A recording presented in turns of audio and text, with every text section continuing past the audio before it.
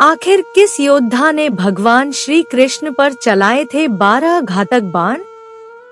जब महाभारत के युद्ध के बीच में भगवान कृष्ण हो गए लहूलुहान। कहानी में आगे बढ़ने से पहले कहानी अच्छी लगे तो लाइक करें, अपने दोस्तों के साथ शेयर करें, चैनल पर नए हैं तो सब्सक्राइब करें और कमेंट में जय श्री कृष्ण अवश्य लिखें।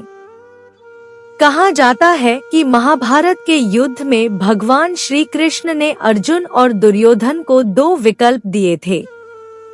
एक तो वो भगवान कृष्ण जो कि निहत्थे होंगे उनको चुने, या फिर भगवान श्री कृष्ण की नारायणी सेना को चुने जो कभी नहीं हारी थी।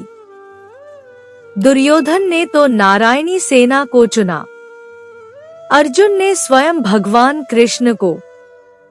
अब ऐसे में सवाल उठता है कि भगवान श्री कृष्ण तो निहत्थे लड़ने वाले थे, तो फिर आखिर वह कौन योद्धा था जिसने स्वयं भगवान कृष्ण पर 12 तीर चलाए थे, यानी 12 घातक बाण छोड़े थे?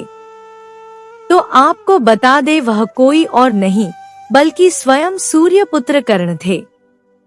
तो अब चलिए जानते हैं आखिर उस समय हुआ क्या था जो कर्ण को 12 तीर भगवान कृष्ण पर छोड़ने पड़े। बात यह थी कि युद्ध के 17 दिन की जब कर्ण और अर्जुन आमने सामने थे, दोनों के बीच भयंकर युद्ध हो रहा था। दोनों योद्धा एक दूसरे पर कई सारे असीम शक्तियों का प्रयोग कर रहे थे, कई सारे घातक बाण चला रहे थे। कर्ण की रणनीति यही थी कि वह अर्जुन को खत्म करना चाहते थे और अर्जुन यह चाहते थे कि वह कर्ण का खात्मा कर दे, क्योंकि दोनों में बचपन से ही प्रतिस्पर्धा थी। दोनों एक दूसरे को सर्वश्रेष्ठ धनुर्धर मानते थे।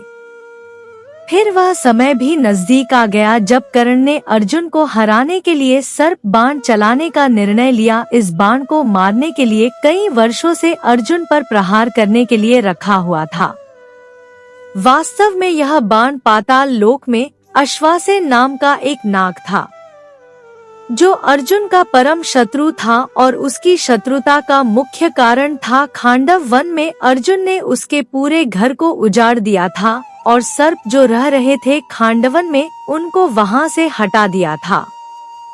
अश्वसेन तभी से अर्जुन को मारने के लिए मौके की तलाश में था। कई सारे धार्मिक सीरियल्स में, महाभारत में आपने देखा होगा कि वह कहते हैं कि उन्हें तक्षक नाग मारना चाहता था। महाभारत के विभिन्न ग्रंथों में उन्हें अलग अलग नाम से दर्शाया गया है। कोई अश्वसेन कहता है तो कोई तक्षक नाग, और मुख्य युद्ध के तौर पर अश्वसेन ने पहले ही कर्ण के बाण को चुन लिया था। वो जानते थे कि सिर्फ और कर्ण ही अर्जुन को मार सकते हैं।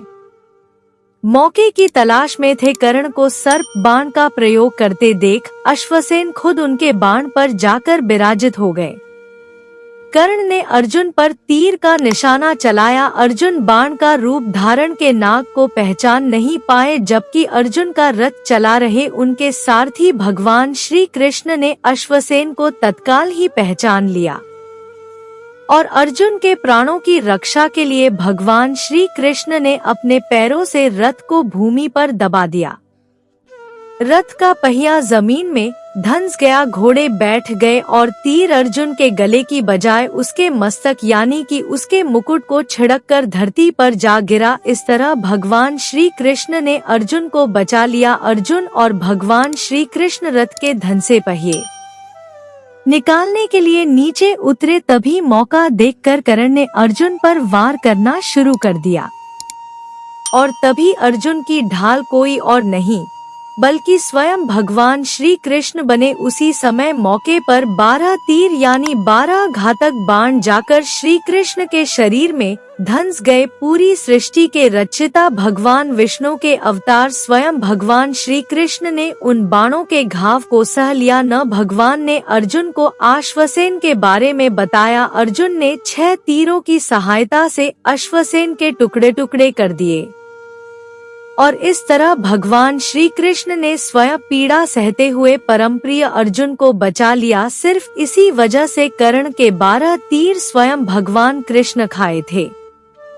अगर आपको महत्वपूर्ण जानकारी अच्छी लगे तो लाइक करें, अपने दोस्तों के साथ शेयर करें, मेरे चैनल को सब्सक्राइब करें और कमेंट में जय श्री कृष्णा अवश्य लिखें। कहानी सुनने के लिए बहुत बहुत धन्यवाद। मिलती हूँ एक और अच्छी कहानी के साथ।